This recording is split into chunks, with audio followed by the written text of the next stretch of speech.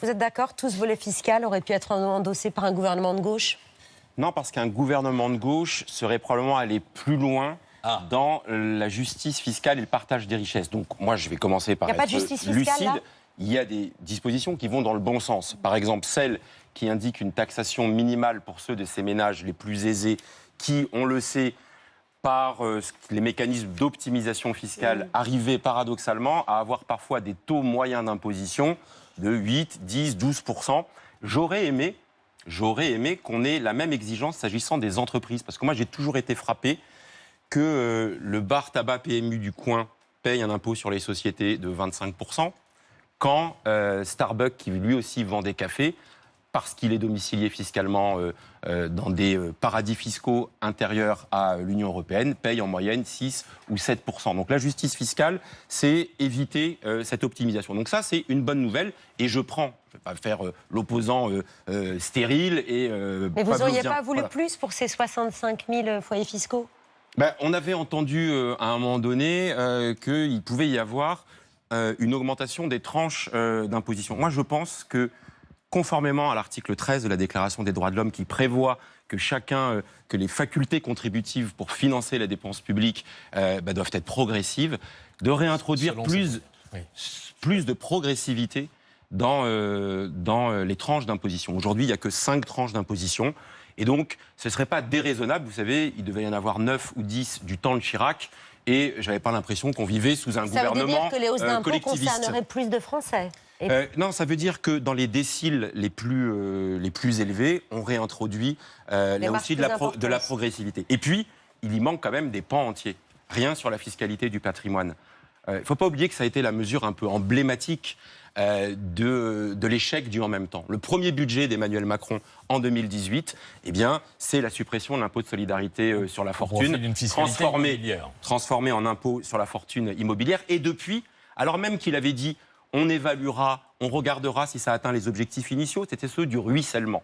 C'est-à-dire, on va dégager des marges de manœuvre pour ces ménages les plus aisés et ils vont investir dans les PME, dans le capital risque. Ça n'a pas marché. Si on prend l'impôt sur la fortune immobilière et la mesure nouvelle qui est contenue dans le projet de loi 2025, vous rétablissez l'impôt sur la fortune, puisque vous aboutissez à peu près au même rendement, c'est-à-dire entre 3 et 4 milliards d'euros. Oui, mais d'abord, je vous rappelle que... C'est le symbole que vous vouliez. Non, mais c'est plus que le symbole. D'abord, on nous a indiqué, et je demande à vérifier, que c'était des mesures exceptionnelles et temporaires. Donc tout le problème, il est qu'on ne touche pas structurellement à l'injustice qui existe dans notre système fiscal. Et il faut tout commencer par là, le partage des richesses. Un dernier exemple qui pour moi est le plus parlant aussi, dans notre pays aujourd'hui, les revenus du travail sont plus taxés que les revenus du capital parce qu'il y a ce qu'on appelle la fameuse flat tax, le prélèvement forfaitaire unique, qui consiste à dire que les revenus issus du capital, des dividendes, des placements financiers, ils sont soumis à un prélèvement libératoire, forfaitaire, et ils ne sont pas intégrés dans cet impôt progressif. Encore une fois, je le redis, la justice, et c'était les révolutionnaires de 1789, c'est l'impôt progressif. Et si on revient à ça, alors c'est mieux. Donc, dire que c'est on a d'autres propositions à gauche. Les entreprises, le coup de massue pour les entreprises, c'est violent quand même. C'est élevé et violent. Est-ce que vous approuvez? Est-ce que vous ne craignez pas, comme le patronat, que ça crée du chômage et que ça supprime des dizaines ou des centaines de milliers d'emplois? Alors le coup de massue dont vous parlez, en fait, c'est pour la première fois de revenir sur les fameuses exonérations de cotisations sociales patronales. C'est aujourd'hui plus de 75 milliards d'euros d'exonération de cotisations patronales. C'est donc une perte de recettes pour la sécurité sociale. Surtout, en 10 ans, depuis 2013, c'était 37 milliards à l'époque, ça a doublé. Pardonnez-moi, à laquelle on demande de gros efforts. Exactement. Pardonnez-moi l'expression, mais le pognon de dingue, il est là. Voilà. Parce que, normalement, ces exonérations, ça devait avoir des répercussions en termes de création ou de sauvegarde de l'emploi. Aujourd'hui, c'est documenté qu'il y a 2 problèmes. Sur les exonérations les plus élevées, c'est-à-dire au-delà de 4 000 euros de salaire brut, il y a encore des exonérations et ça n'a aucun impact sur l'emploi. Le chômage a baissé, Jérôme Guel. Et sur les bas salaires, je vais y répondre, sur les bas salaires, la fameuse désmicardisation. C'est-à-dire qu'aujourd'hui, il y a 17% des salariés en France qui sont au SMIC, c'était 12% il y a 3 ou 4 ans. Pourquoi ? Parce que comme il y a un niveau très élevé d'exonération au niveau du SMIC, les entreprises, ils n'augmentent pas les salaires. Et donc, je ne vais pas vous surprendre, je trouve très bien qu'ils aient repris les propositions du rapport de 2 économistes avec lesquels j'ai travaillé dans une mission que j'ai faite il y a quelques mois et qui m'ont auditionné, messieurs Bozio et Wasmer, citons-les, parce que pour la première fois, ils mettent le pied dans la porte. Ils disent, il y a trop d'exonérations de cotisations et il faut mieux les recibler. Alors le patronat, il est dans son rôle. Vous vous rappelez le PINS à l'époque où il disait, baisser les cotisations, on créera 1 million d'emplois. Ça n'est jamais arrivé et ça a participé aux effets d'aubaine de la politique de l'offre. Vous leur dites rendez les pins et rendez les exonérations. Vous savez quoi, les emplois ont été créés en France. Je leur dis une pas chose. Au moment du PINS, oui, mais depuis, les emplois ont effectivement été créés. Avec un maintien, une sorte de je sais pas comment on peut dire, d'enquistage au niveau du SMIC, et donc avec de plus en plus de travailleurs pauvres. Donc, moi, si on revient sur les exonérations de cotisations, et demain, nous, on a des propositions de mettre des contreparties. C'est pas infamant de dire, vous bénéficiez d'une exonération de cotisation, mais faites-nous la démonstration que soit vous avez augmenté les salaires, soit vous avez recruté, soit vous avez contribué à telle ou telle politique sur l'égalité femmes-hommes, sur la lutte contre les discriminations. On ne peut pas dire à tout le monde, quand vous touchez quelque chose, vous savez, un dossier de RSA, c'est quasiment 18 pages. Et un dossier de demande d'exonération de cotisation sociale, c'est 3 pages. C'est-à-dire qu'on ne demande pas de contrepartie. On dit à l'entreprise, allez-y. Moi, je suis pour le soutien des entreprises, évidemment. Mais le faire intelligemment. Ce que je vous disais tout à l'heure sur la taxation différenciée des entreprises. À vous dire. Oui, non, mais je vous écoute. Vous étiez hier candidat du Parti Socialiste à la présidence de la Commission des Affaires sociales de l'Assemblée. Vous avez perdu au profit du député Horizon et ancien ministre Frédéric Valletoux, notamment parce que les Insoumis et certains écologistes ont préféré voter blanc plutôt que pour vous. Je suis désolée de cette situation, effectivement. Nous l'avons toujours dit, dans la France Insoumise, nous soutiendrons tous les candidats du nouveau Front Populaire. En l'occurrence, ce n'était pas le cas de Jérôme Guedj. Qui est socialiste. Qui n'est pas candidat du nouveau Front Populaire. Mais qui est socialiste. Donc, je le dis, je suis désolée de cette situation. Elle est vraiment désolée, Aurélie Trouvé, de cette situation. Franchement, elle n'a pas l'air désolée. Elle a pu devenir présidente de la commission parce que les socialistes...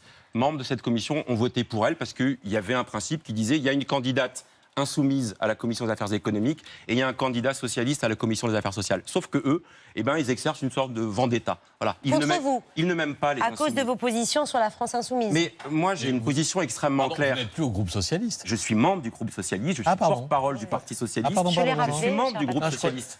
J'ai été, d'ailleurs, même Olivier Faure avait indiqué que j'étais le candidat soutenu par le Parti socialiste dans ma circonscription. Donc pourquoi cette vendetta ?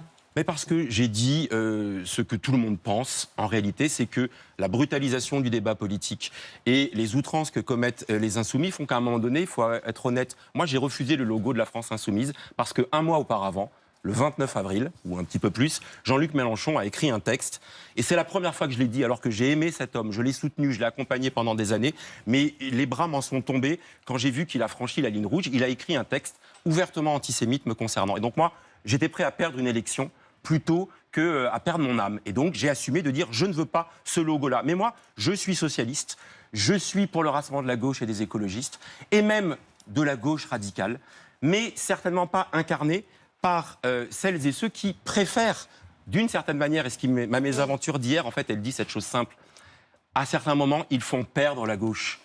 Hier, en m'empêchant d'être président de la Commission des affaires sociales, mais on s'en fiche, mais plus largement, et tout le monde s'accorde, en empêchant que des gens se disent, mais pourquoi voter pour des gens qui, au final, sont, je reprends les termes de François Ruffin, c'est-à-dire des gens qui viennent de ce propre camp, devenus des repoussoirs. Voilà. Oui, ou en empêchant Bernard Cazeneuve d'accéder à Matignon, et au final, c'est Michel Barnier. Je veux concilier la nécessaire radicalité, c'est-à-dire répondre aux maux de la société à la racine, le pouvoir d'achat, les services publics, la transition écologique, mais avec une forme de solennité, de crédibilité et en étant dans le registre de la dispute apaisée. Je suis un républicain conséquent et je constate, et je me suis trompé il y a 2 ans, je pensais que Jean-Luc Mélenchon pouvait être le pater familias, très mitterrandien qui rassemblerait toute la gauche. Ils préfèrent de faire autrement. Donc ils m'en veulent pour ça. Mais aujourd'hui, la totalité des socialistes pense que c'est un problème. Olivier Faure... Y compris la direction du... écoutez, j'espère qu'elle est cohérente, parce que dans les intentions, Olivier Faure, il y a quelques jours, a dit Jean-Luc Mélenchon ne peut pas être le candidat commun de la gauche. Maintenant, il faut en tirer les conséquences.